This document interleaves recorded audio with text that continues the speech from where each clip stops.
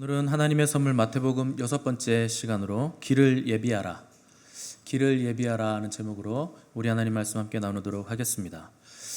구약 성경을 보시면 강력한 메시지를 선포했던 많은 선지자들이 등장하는데 그 중에 마지막 사람을 꼽으라고 한다면 오늘 우리가 읽은 본문에 등장하는 세례 요한입니다. 그러니까 세례 요한은 신약과 구약의 분기점이 되는 선지자예요. 그래서 구약의 마지막 선지자 하면 세례 요한 이렇게 우리가 뽑을 수 있습니다. 근데 예수님을 제외하고 성경에서 가장 위대한 사람 한 사람을 뽑으라 하면 단연 세례 요한입니다. 왜 그런가? 예수님께서 직접 세례 요한에 대해서 평가하시기를 여자가 낳은 자 중에 세례 요한보다 큰 자가 없다. 주님이 직접 이렇게 평가하셨기 때문에 단연 우리가 세례 요한을 위대한 사람이라 이렇게 뽑을 수가 있는 겁니다. 예수님의 평가에 따르면 구약의 어떤 인물들보다 위대한 사람, 또 신약의 어떤 인물들보다도 뛰어났던 사람, 또 인류 역사에 그 어떤 인물보다 거룩했던 사람이 바로 세례 요한입니다. 그는 가난한 삶을 살았고 아주 짧은 생을 살았지만 굉장히 가치 있는 삶을 살았습니다. 어떤 삶을 살았는가? 온 우주에서 가장 위대하신 왕, 우리 주님이 오실 길을 예비했던 사람이고, 또 불의와 부정을 보고만 있지 않고 고든 말을 했던 사람이고, 또 젊은 나이에도 불구하고 진실하고 진지하고 꾸밈이 없는 삶을 살았던 사람이 세례 요한입니다. 이 세례 요한의 사명은 단 하나였는데 하나님이 그에게 주신 그 메시지를 전달하는 소리가 되는 것. 자기는 사라지고 그냥 목소리만 남아서 계속 그 소리를 외치는 것이 세례 요한의 사명이었습니다. 이 메시지를 전하기 위해서 세례 요한은 별다른 일을 하지 않았습니다. 우리 같으면 하나님께서 나에게 뭔가 메시지를 딱 주시면 아주 중요한 메시지이고 네가 이거 꼭 외쳐줬으면 좋겠다, 너밖에 할 사람이 없다, 이렇게 해서 딱 주시면 우리 같으면 어떻게 해요? 대개 뭘 만드냐면 선교 단체를 만들어요. 그래가지고 단체를 만들어가지고 사람들 끌어모으고 조직적으로 이걸 뭘 하려고 하는데 세례 요한은 전혀 그런 움직임이 없습니다. 그냥 홀로 이 목소리로 그냥 외치는 겁니다. 효과적으로 전하기 위해서 치렁치렁한 옷을 입고 다닌다거나 설교 원고를 매끈하게 다듬는다거나 사람들이 어떻게 들을까 이런 거 신경 쓰지 않았습니다. 그냥 단순하게 죄, 회개, 불, 심판, 세례 이런 말들 그냥 있는 그대로 쏟아냈던 사람이 세례 요한이었습니다. 1절을 보시면 그때에라는 구절로 시작하는데 이 그때라는 건 2장의 마지막과 3장에 지금 시간의 차가 있는데 대략 얼마의 시간이 흐른 뒤인가 30년 정도의 시간이 흐른 뒤가 2장과 3장에 갭이 있는 겁니다. 이때는 세례 요한과 예수님의 나이가 30세 되던 해입니다. 당시는 로마가 유대를 지배했던 매우 어려운 시대였는데 로마가 유대 총독을 세우긴 했는데 이 힘을 분산시키기 위해서 분봉왕이라는 제도를 뒀습니다. 그러니까 구역을 분할해서 여러 명의 왕이 다스리게 한다 하는 게 분봉왕 제도입니다. 총독도 있고 힘을 분산시키기 위해서 분봉왕도 두어서 4개의 지역에 각각 따로 왕을 세워서 다스리게 했기 때문에 이 유대 백성들은 로마 눈치도 봐야 되고 또 총독의 눈치도 봐야 되고 또 4명의 왕들의 눈치도 지역 왕들의 눈치도 봐야 했었기 때문에 굉장히 어려운 시대, 어려운 삶을 살고 있던 시대였습니다. 우리 누가복음에 가시면 이때 상황을 좀 표현해 놓은 게 있는데 누가복음 3장 1절 2절 말씀 우리 한번 읽어보겠습니다. 시작. 디베rio 황제가 통치한 지 15해 곧 본디오 빌라도가 유대의 총독으로 헤롯이 갈릴리의 분봉왕으로 그 동생 빌립이 이두레와 드라고니 지방의 분봉왕으로 루사니아가 아빌레네의 분봉왕으로 안나스와 가야바가 대제사장으로 있을 때 하나님의 말씀이 빈 들에서 사가랴의 아들 요한에게 임한지라. 아멘. 여기 사가랴의 아들 요한이 바로 세례 요한입니다. 자, 2절에 보시면 안나스와 가야바가 대제사장으로 있었다 이렇게 표현을 했거든요. 근데 여러분 이상하죠? 대제사장이 지금 몇 명이고요? 2명이라 그러잖아요. 원래 대제사장은 1명이죠. 이때는 대제사장이 2명이 있었다는 겁니다. 이게 무슨 얘기냐면 종교계가 막장으로 지금 막 나가고 있다 하는 뜻입니다. 대제사장이 어떻게 2명이 있을 수가 있겠습니까? 근데 이렇게 혼란한 때에 정치, 경제, 뭐 종교적으로도 완전히 막 나가고 있던 이 시대에 신구약 중간기 400년 동안 하나님은 아무런 말씀을 하지 않으셨습니다. 그러니까 400년 동안 하나님의 음성도 선지자도 등장하지 않다가 갑자기 이 400년 동안의 침묵을 깨고 하나님께서 말씀을 하시기 시작하셨는데, 놀랍게도 대제사장을 통해서 나와야 될 하나님의 말씀이 누구를 통해서 나왔느냐? 빈 들의 광야에 있던 세례 요한에게 하나님의 말씀이 임해서 하나님의 말씀이 이스라엘 백성에게 떨어졌다 하는 겁니다. 이거는 사실 천지가 개벽할 일이거든요. 성전신학 이번에 양육반 수료하신 분들은 잘 아시겠지만 하나님의 말씀은 어디서 나와요? 지성소에서 나옵니다. 뜰과 성소를 지나 지성소, 성전 깊숙한 곳까지 들어가는데 거기에 누구만 들어갈 수 있느냐? 유일하게 대제사장만 들어갈 수 있고, 그것도 1년에 하루만 들어갈 수 있습니다. 한 번은 아니죠. 하루에 4번 정도 들어갔다 나옵니다. 왜냐하면 향단 넣어놓고 나중에 향단도 빼고 뭐 이런 과정들이 있잖아요. 근데 하루에 그걸 다 해야 돼요. 그때 대제사장이 들어가서 뭘 하냐면 하나님의 임재, 그 영광 앞에서 두려움 가운데 서서 하나님의 음성을 듣고 나오는 겁니다. 1년 동안 그 음성을 다른 제사장들에게 선포하고 가르치고 백성들에게 선포하면서 백성들을 다스리는 거거든요. 그런데 그렇게 지성소에서 나와야 되는 하나님의 말씀이 그 성전에 떨어지지 않고 대제사장 거기에 떨어지지 않고 빈 들에 있는 세례 요한에게 지금 임했다 하는 겁니다. 원래 정통 라인은 대제사장인데 공식적인 대제사장도 아닌 세례 요한, 그에게 말씀이 임했다는 것은 하나님이 지금 대제사장으로 인정하는 사람은 성전에 있는 그 2사람이 아니라 누구다? 세례 요한이다. 이런 의미를 지금 말씀을 하고 있는 겁니다. 근데 여러분 보시면 세례 요한은요 원래 제사장 집안입니다. 아버지 사가랴가 지성소에 들어갔다가 천사를 만나가지고 수태고지를 받잖아요. 너에게 아들이 있을 것이다. 세례 요한이 그 사가랴가 안 믿었다가 벙어리가 돼가지고 나오잖아요. 근데 그때 지성소에 들어갔기 때문에 자기 반차를 따라서 들어간 겁니다. 그래서 원래 세례 요한도 대제사장의 직분을 얼마든지 감당할 수 있는 가문의 집안입니다. 하나님은 지금 영적인 대제사장은 누군가? 세례 요한이다. 이것을 말씀을 통해서 증명을 해주신 것이고, 또 세례 요한만이 예수님을 보고서 세상 죄를 지고 가는 하나님의 어린 양이시다 하는 것을 알아본 유일한 사람이에요. 당연합니다. 직분이 대제사장, 영적인 대제사장이었기 때문에 희생 제물을 단박에 알아봤다 하는 것입니다. 자, 다시 오늘 본문으로 돌아오셔서 13절에서 17절 말씀, 마태복음 3장 13절에서 17절 다 같이 읽어보겠습니다. 시작. 이때 예수께서 갈릴리로부터 요단강에 이르러 요한에게 세례를 받으려 하시니 요한이 말려 이르되 내가 당신에게서 내게로 오시나이까? 예수께서 대답하여 이르시되 이제 허락하라. 우리가 이와 같이 하여 모든 의를 이루는 것이 합당하니라 하시니 이에 요한이 허락하는지라.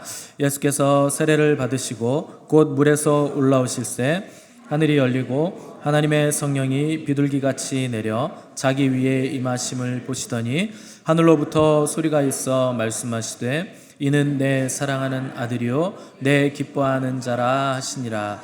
아멘. 자, 한 가지 재밌는 게 요한의 세례는요 죄 사함을 얻게 하는 세례입니다. 그러니까 죄를 씻어주는 세례라는 의미가 있죠.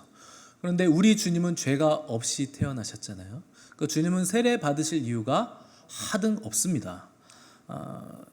죄가 없이 태어나셨고 죄를 지으신 적도 없기 때문에 전혀 세례를 받으실 이유가 없죠. 그럼 왜 세례를 받으러 오셨을까? 여러분 상상을 해보시죠. 세례 요한이 지금 쫙 줄 서 있는 사람들 하나씩 물에 담갔다 빼면서 세례를 주고 있는데 예수님도 그 웨이팅하는 줄에 서 계신 거예요. 얼마나 놀랬겠습니까? 이분이 왜 여기 서 계시지? 그러더니 차례가 딱 되니까 세례를 받으시려고 하니까 요한이 깜짝 놀란 거죠. 아니 내가 세례를 받아도 너무 황송한데 어떻게 제가 세례를 드립니까?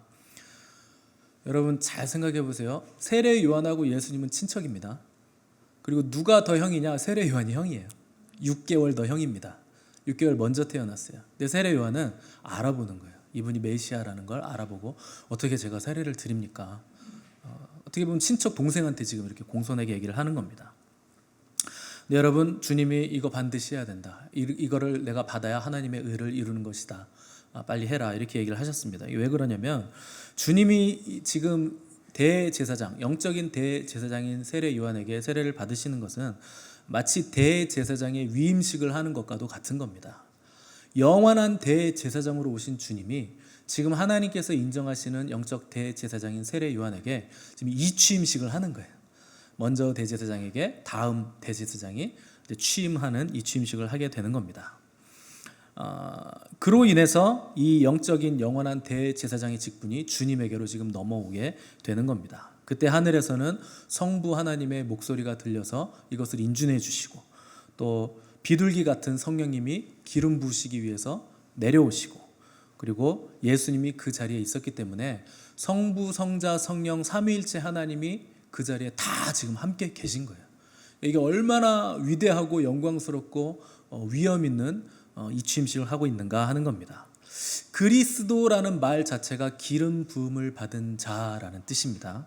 그러니까 구약 시대 때 기름 부음 받는 사람이 누구냐? 왕, 제사장, 선지자, 이렇게 세 사람에게 기름을 실제로 붓거든요. 근데 우리 주님은 실제 기름 부음을 받으시는 게 아니라 그 의미, 우리가 실제로 보는 기름의 원래 의미인 성령의 기름 부으심을 이때 직접 받으십니다. 그러니까 진짜 기름이 아니고 땅의 기름이 아니고 성령님이 직접 내려오셔서 우리 주님께 기름을 부어주시는 거예요. 그래서 우리 주님을 메시아로, 왕으로, 선지자로, 또 영원한 대제사장으로 세워지는 장엄한 지금 대관식이 요단강에서 진행이 되고 있는 것입니다. 자, 우리 1절에서 3절 말씀 한번 읽어보겠습니다. 1절 3절 시작.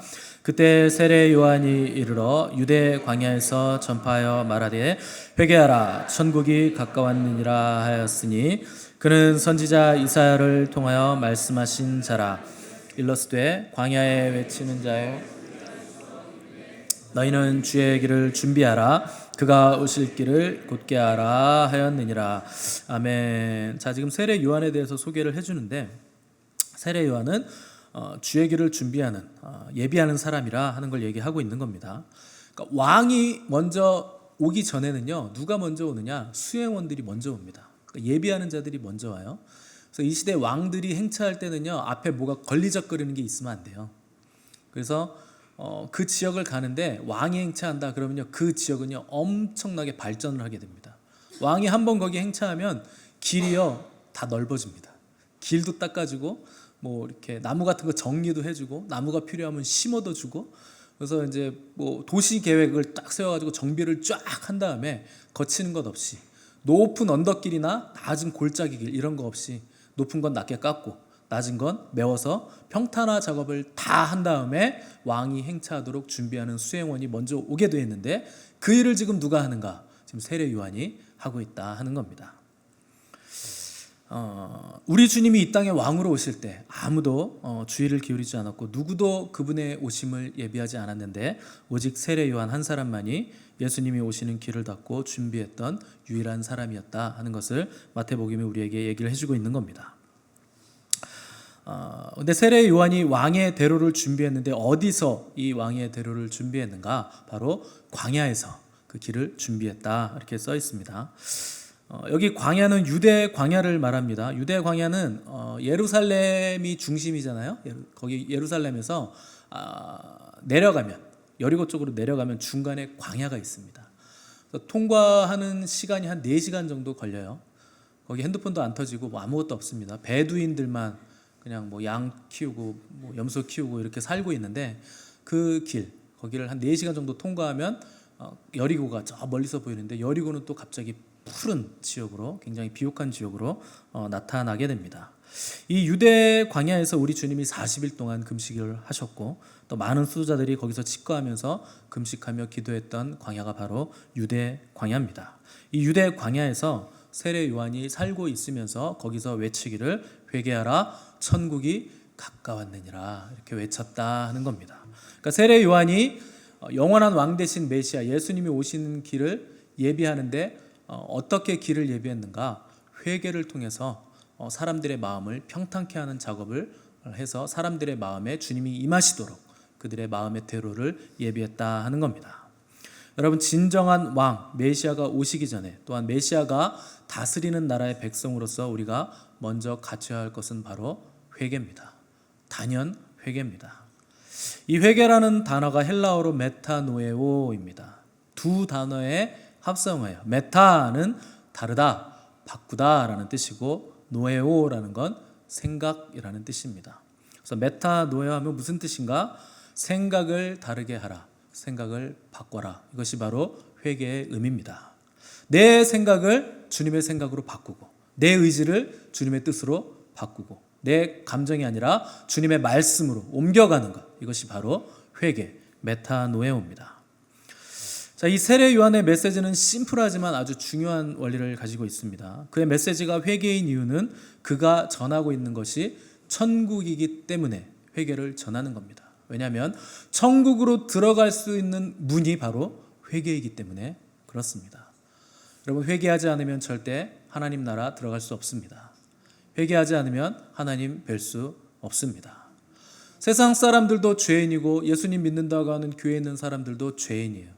오히려 더 나쁜 죄질을 가지고 있는 사람들이 교회 안에 더 많을 수도 있습니다. 얼마든지 그럴 수 있습니다. 다 죄인이기 때문에. 그런데 왜 예수님을 믿으면 천국을 가고 믿지 않으면 지옥을 가는가? 똑같은 죄인인데 차이는 하나입니다. 회개했는가? 회개하지 않았는가? 천국으로 들어가는 문, 키가 되는 것은 그 첫 번째 걸음은 회개입니다. 참된 믿음은 반드시 참된 회개를 동반하게 되어 있습니다. 그리고 참된 회개는 반드시 행동의 변화를 가져오게 되어 있습니다. 근데 크리스찬들이 회개했다고 하면서 계속 같은 죄를 짓는 분들이 많죠. 왜 그런가? 내가 회개했다고 착각하고 있기 때문에 그래요. 회개하고 아주 비슷한 것이 있습니다. 그게 바로 후회입니다. 후회한 것을 회개했다고 착각하는 분들이 굉장히 많습니다. 뭐 술을 끊어야 되는데, 담배 끊어야 되는데, 주일 지켜야 되는데, 11조 드려야 되는데, 바람 피지 말아야 되는데, 죄 짓지 말아야 되는데. 바람 피는 분들은 없겠죠. 여러분, 이런 거 회개 아니에요. 내가 그러지 말아야 되는데. 그런 거 회개 아닙니다. 그건 후회입니다. 회개는요, 뭐 자괴감에 빠지거나 후회하는 것이 아니라 가던 길에서 180도 돌아서는 겁니다. 어떤 사람은요, 매번 눈물을 흘리고 가슴 치고 통곡하는데, 뭐 수련회 가면 통곡하고 MT 가면 통곡하고 부흥회 하면 통곡하고 맨날 하는데 삶에는 변화가 없어요. 또 다시 돌아갑니다. 원점으로. 가던 길을 또 가고 있는 거예요. 돌아서지 않은 겁니다. 자기가 흘린 눈물에 자기가 매번 속는 겁니다. 그게 후회라고 하는 거예요. 후회하면 구원받지 못합니다. 회개해야 구원받습니다. 눈물을 흘리면 회개가 된 줄 알고, 통곡을 하면 거룩해진 줄 알고 착각하는데 그건 정말 말 그대로 착각입니다. 여러분, 슬픔 자체는 절대 회개가 될 수 없습니다. 슬픔은요, 언제든지 우리 안에서 삐짓고 나오는 게 슬픔이에요. 후회와 회한은 언제든지 우리 안에서 나옵니다. 밤에 촛불 하나 켜놓고 은은한 음악 하나 틀고 앉아 있어 보세요. 눈물이 또르르 흐르죠. 갑자기 막 슬프고 막. 그런다고 그게 회개가 되는 거 아닙니다. 드라마 봐도 울어요. 드라마가 얼마나 슬픈 줄 아세요, 여러분? 제가 저기서 병 걸려 죽으면 안 되는데, 저거 헤어지면 안 되는데. 그건 다 감상이고 낭만입니다. 그런 것으로는 여러분 회개가 되지 않는 겁니다. 회개란 사고와 행동과 태도와 삶의 방식의 일대 대전환입니다. 완전히 삶을 바꾸는 거예요. 180도 돌아서는 겁니다. 그럼 이런 회개를 우리가 어떻게 할 수 있는가? 못하죠. 여러분, 우리 힘으로 어떻게 회개를 합니까? 성령님의 도우심이 있어야 되죠. 그래서 간절히 여러분, 성령님 나에게 회개의 영을 부어주십시오. 내가 본질상 진노의 자녀인데, 내가 근원적인 회개를 하나님께 드리기 원하는데 회개가 되지 않습니다. 주님, 강팍한 내 마음을 녹여주십시오. 성령님 역사해 주십시오. 도우심을 구하셔야 됩니다. 성령님을 통해 진정으로 회개한 사람은 생각이 바뀌고 언어가 바뀌고 삶이 바뀌게 되어 있습니다. 그러면 그에게 하나님의 나라가 그때 임하게 되는 것입니다. 자, 이처럼 회개를 촉구하는 요한의 메시지를 받아들인 사람들은 죄를 자복하고 요한에게 이 죄사함의 회개의 세례를 받았습니다. 오늘 5절 6절 말씀 한번 읽어보겠습니다. 5절 6절 시작. 이때 예루살렘과 온 유다와 자기들의 죄를 자복하고 요단강에서 그에게 세례를 받더니. 아멘. 자, 당시 대부분의 백성들이 요한이 있는 그 유대 광야로 몰려와서 죄를 자복하고 세례를 받았습니다. 무슨 말인가? 요한의 영적 권위를 인정했다 하는 뜻입니다. 그러니까 회개를 하려면 그 성전에 가서 제물을 드리고 뭐 이런 것들 해야 되잖아요. 근데 오히려 요한에게, 제사장에게 찾아간 게 아니라 요한에게 먼저 찾아왔다 하는 겁니다.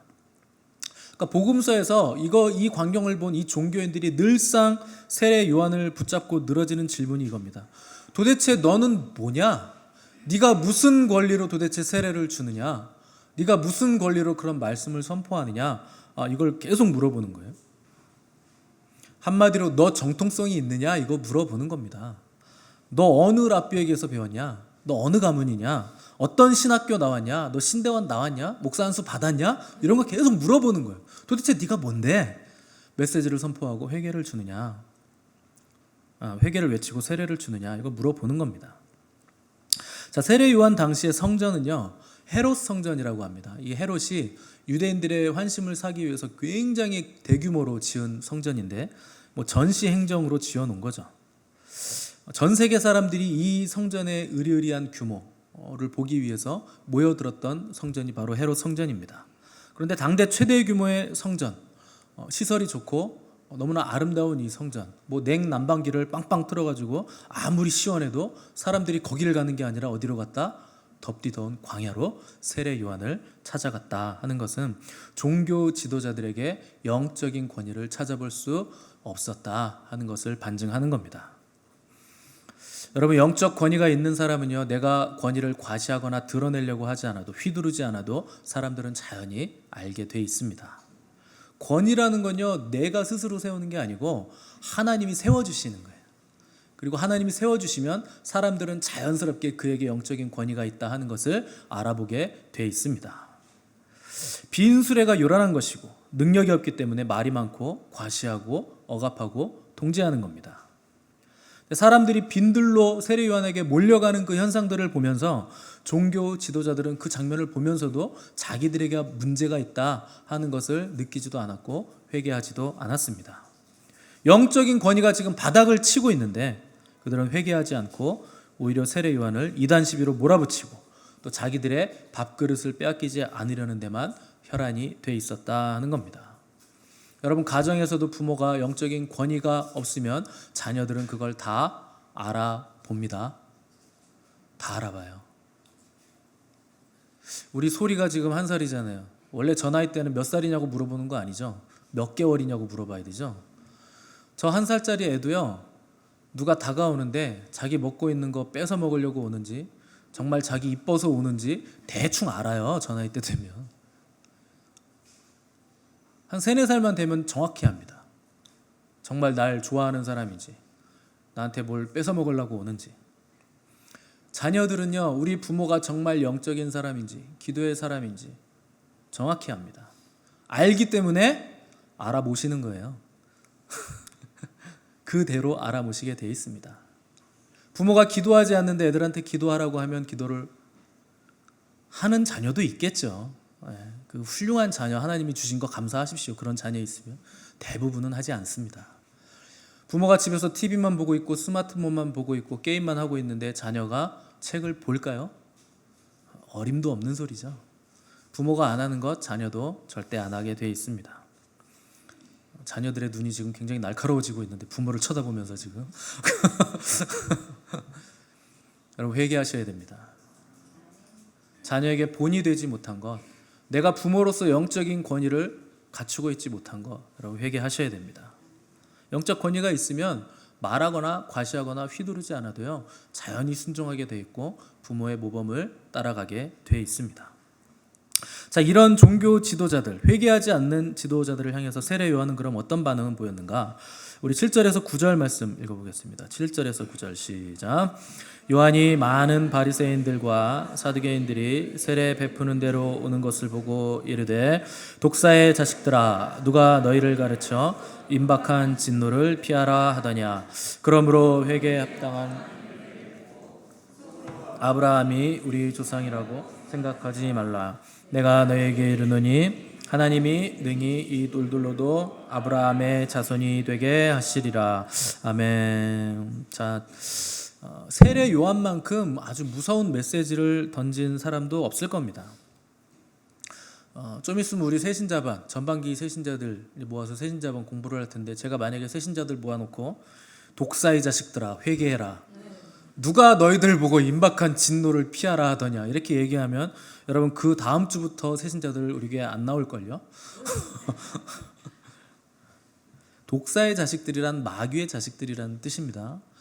독사라는 건 메시지, 그 입에서 독을 뿜어내기 때문에, 그 메시지가 사람을 죽이는 메시지이기 때문에 독사의 자식이라고 하는 거예요. 근데 세례 요한이 이토록 거친 메시지를 선포했는데도 사람들은 화를 내지 않고 그럼 우리가 어떻게 해야 되냐 방법을 물었고 그에게 회개의 세례를 받았다 하는 겁니다. 우리 누가복음에 이 장면이 나오는데 누가복음 3장 10절에서 14절 말씀 함께 읽어보겠습니다. 시작.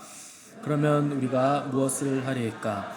대답하여 이르되 옷 두 벌 있는 자는 옷 없는 자에게 나누어 줄 것이요 먹을 것이 있는 자도 그렇게 할 것이니라 하고 세리들도 세례를 받고자 하여 와서 이르되 선생이여 우리는 무엇을 하리까 하매 이르되 부과된 것 외에는 거두지 말라 하고 군인들도 물어 이르되 우리는 무엇을 하리까 하매 이르되 사람에게서 강탈하지 말며 거짓으로 고발하지 말고 받는 급료를 족한 줄로 알라 하니라. 아멘. 여러분 이것이 부흥입니다. 회개하고 회개에 합당한 열매를 맺어가는 것, 돌이키는 것, 이게 부흥이에요. 회개에 합당한 열매가 도대체 뭔가? 여기 써 있는 게 회개에 합당한 열매입니다. 여러분 어렸을 때 유치원에서부터 다 배우셨던 거예요. 먹을 거 나눠 먹는 거, 함부로 남의 거 뺏지 않는 거, 친구들하고 사이좋게 지내는 거, 이게 회개에 합당한 열매예요. 우리는 유치원에서부터 이거 다 배웠는데 커갈수록 이걸 안 하는 거예요. 모르겠어요. 유치원 야간 나오신 분들은 이런 거 안 배우셨을 수도 있는데, 그럼 이게 부흥입니다. 사람 많아지는 게 부흥이 아니고 돌이키는 자들이 생겨나는 것, 이것이 바로 부흥이에요. 저는 우리 교회가 부흥하기를 간절히 원합니다. 여러분 단순히 사람이 많아지는 부흥을 원치 않습니다. 저는 필요하다면 얼마든지 독사의 자식들아 라고 외칠 준비가 돼 있는 사람이에요. 기대하십시오 여러분. 여러분들이 독사의 말을 하고 독사의 일을 하면 얼마든지 저는 그렇게 선포할 준비가 돼 있습니다. 그렇게 외쳐서라도 회개가 터져야 거기에 부흥이 임하는 거예요. 오늘날 교회 치명적인 문제는 뭘까요? 회개가 사라졌다는 겁니다. 회개의 메시지가 사라진 거예요. 평양 대부흥 몇 주년 기념식, 100년 기념식, 뭐 때마다 경기장에 잔뜩 모여, 엊그제도 또 뭐 경기장에 잔뜩 모여가지고 뭐 하시는데 역시나 이 사람들은 또 뭘 하고 있나 봤더니 기도를 열심히 하시고 계시더라고요. 우리에게 뭐 능력을 주시옵소서, 성령의 충만함을 주시옵소서, 다시 한번 우리에게 비전을 주시옵소서, 일어나게 해 주시옵소서. 다 좋습니다. 그런데 여러분 그 전에 필요한 게 하나 있어요. 회개입니다. 거기 모여서 회개를 하셔야죠. 왜 거기서 찬양만 하고 춤추고 설교하고 그리고 나서 뭐 능력 달라고 하고 성령 충만함 달라고 하고. 여러분 성령 하나님은 하나님이십니다. 우리 안에 죄가 있으면 하나님은 거하시기 굉장히 힘드세요. 먼저 회개를 했어야죠. 무엇보다 필요한 것은 회개입니다. 가슴을 치며 통곡하는 회개가 터지면 그때 하나님의 역사가 시작되고 거기에 부흥의 불길이 떨어지게 되는 것입니다. 우리 11절 말씀 읽어보겠습니다. 11절 시작. 나는 너희로 회개하게 하기 위하여 물로 세례를 베풀거니와 내 뒤에 오시는 이는 나보다 능력이 많으시니 나는 그의 신을 들기도 감당하지 못하겠노라. 그는 성령과 불로 너희에게 세례를 베푸실 것이요. 아멘. 자, 세례 요한이 먼저 회개를 선포한 다음에 주님이 회개를 통해서 길이 예비되면 그때 오실 것인데, 그때 비로소 성령과 불로 우리에게 세례를 주실 것이라. 여러분, 이게 순서입니다. 가장 먼저 뭐가 필요해요? 회개가 필요한 겁니다. 세례 요한의 가장 뛰어난 부분은 겸손입니다. 그러니까 자기를 과시하거나 나 대단한 사람이라 이렇게 스스로를 높이는 사람이 아니고 철저하게 자신을 낮추는 사람이 세례 요한입니다. 겸손이란 뭘까요? 자기 주제 파악을 잘하는 겁니다. 내가 누구인가? 하나님은 누구이신가? 이거를 잘 파악하고 있는 사람이 겸손한 사람이에요. 세례 요한이 예수님보다 형이죠. 6개월보다 먼저 태어났습니다. 그냥 사회에서 만난 사람이면 친구지만 친척들은 또 그게 형이잖아요. 먼저 태어났으니. 물론 뭐 학렬이 있고 우리나라는 그렇지만 아무튼 그럼에도 불구하고 세례 요한은 예수님에 대한 신앙 고백과 태도가 아주 분명했던 사람이에요. 요한복음에 보시면 세례 요한이 뭐라 그랬냐? 그는 흥하여야 하겠고 나는 쇠하여야 하리라. 여러분, 누가 쇠하기 위해서 이 땅에 태어난 사람 있으십니까? 다 흥하기 위해서 이 땅에 태어났죠. 근데 세례 요한만은 쇠하기 위해서 태어난 사람이었어요. 또한 요한은 나는 신랑의 친구이고 나는 지금 신랑을 보며 기쁨이 충만하다, 이렇게 고백을 했습니다. 여기서 신랑은 우리 신랑 되신 예수 그리스도를 말하죠. 나는 그 신랑의 친구다. 이게 무슨 뜻이냐면 결혼 예식을 할 때 신랑의 친구는 그 신랑의 들러리를 서는 사람이에요. 지금 세례 요한은 자기를 누구로 소개하느냐? 나는 들러리다. 나는 신랑이 아니다. 나는 들러리다. 여러분, 누가 이 땅에 태어나서 들러리의 삶을 살기 위해 태어나십니까? 누가 들러리의 삶이 기쁘다고 하겠습니까? 누구나 주인공이고 싶고 누구나 스포트라이트를 받고 싶죠. 여러분, 다 그런 삶을 살고 싶지 않겠습니까? 그런데 세례 요한은 나는 이분의 들러리 정도만 돼도 너무나 큰 영광이다. 근데 감히 감당할 수 없는 거다. 왜요? 내가 누구의 들러리인지를 정확하게 알고 있기 때문에. 11절 보시면 내 뒤에 오시는 이는 나보다 능력이 많으시니 나는 그의 신을 들기도 감당하지 못하겠다, 이렇게 고백을 했습니다. 신발 드는 것도 너무나 큰 영광이다. 여러분, 이것이 주님의 길을 예비하는 사람의 모습입니다. 자기의 삶과 죽음을 완전히 바치는 것이 영광이 되는 것을 아는 사람, 주님을 위해서 내 인생 전체를 드리면서도 아무 대가도 바라지 않고 그 드림 자체를 큰 영광으로 알고 기뻐하는 모습, 이것이 예수님을 진정한 왕으로 모신 자의 삶이고 겸손한 성도들의 모습입니다. 여러분, 겸손이란 건 내가 나를 낮추는 것이 아닙니다. 뭐요, 제가 뭐 어떻게, 저는 그런 사람이 아닙니다. 이게 말로 이렇게 하는 건요, 겸손을 떠는 거예요. 그거는 겸손한 게 아니에요. 여러분, 겸손 떠는 말 자꾸 하지 마십시오. 하나도 겸손하지 않다는 거 다 압니다, 사람들이. 진정한 겸손이란 나를 낮추는 게 아니라 하나님을 높이는 겁니다.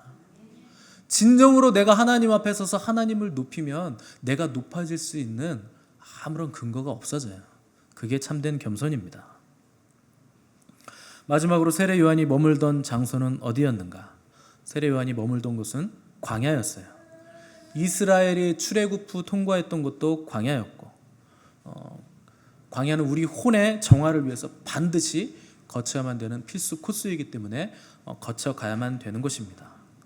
3절에서 이사야 선지자의 말씀을 인용하면서 광야를 지금 언급을 하고 있는데, 우리 이사야서 40장 3절 5절 말씀 한번 찾아서 읽어보겠습니다. 이사야서 40장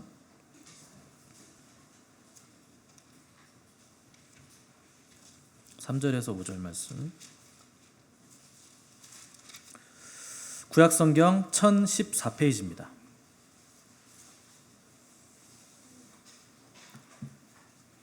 이사야서 40장 3절에서 5절 말씀 함께 읽겠습니다. 시작. 외치는 자의 소리여 이르되 너희는 광야에서 여호와의 길을 예비하라. 사막에서 우리 하나님의 대로를 평탄하게 하라. 골짜기마다 도두어지며 산마다 언덕마다 낮아지며 고르지 아니한 곳이 평탄하게 되며 험한 곳이 평지가 될 것이요 여호와의 영광이 나타나고 모든 육체가 이는 여호와의 입이 말씀하였느니라. 아멘. 자, 이사야서에 나오는 요 구절이 누구에 대한 구절이냐? 세례 요한에 대한 구절이기도 하면서 동시에 오늘 우리들에게 주시는, 우리에게 적용되는 구절이기도 한 것입니다. 세례 요한의 사명은 주의 길을 예비하고 평탄케 하는 거예요. 이건 또한 우리의 사명이기도 합니다. 모든 사람, 주님을 맞아들이려는 사람은 예비하고 평탄케 되는 작업이 필요합니다. 이것을 위해서 높아진 것들은 다 낮아져야 되고, 낮아진 자존감과 상처들은 다 치유되고 회복이 돼야만 하는 겁니다. 그 시작이 무엇인가? 바로 회개입니다. 주님 오실 길을 예비하는 방법은 회개뿐입니다. 우리 안에 높아진 것, 교만한 것 다 낮아지고 깎아내고, 낮아진 것 돋워서 평탄케 만드는 것도 회개입니다. 주님께로 갈 수 있는 유일한 방법도 회개입니다. 우리 영혼에 깊이 뿌리 내린 죄의 부패와 썩은 악취를 제거할 수 있는 방법도 단연 회개뿐입니다. 부흥이 임하는 유일한 길도 회개뿐입니다. 교회에서 뛰어난 연주로 찬양하며 감동하는 것보다, 설교 잘하는 목사 찾는 것보다, 많은 사람 모여있는 것보다, 이 시대 무엇보다 가장 먼저 필요한 것은 회개의 메시지가 선포되는 교회입니다.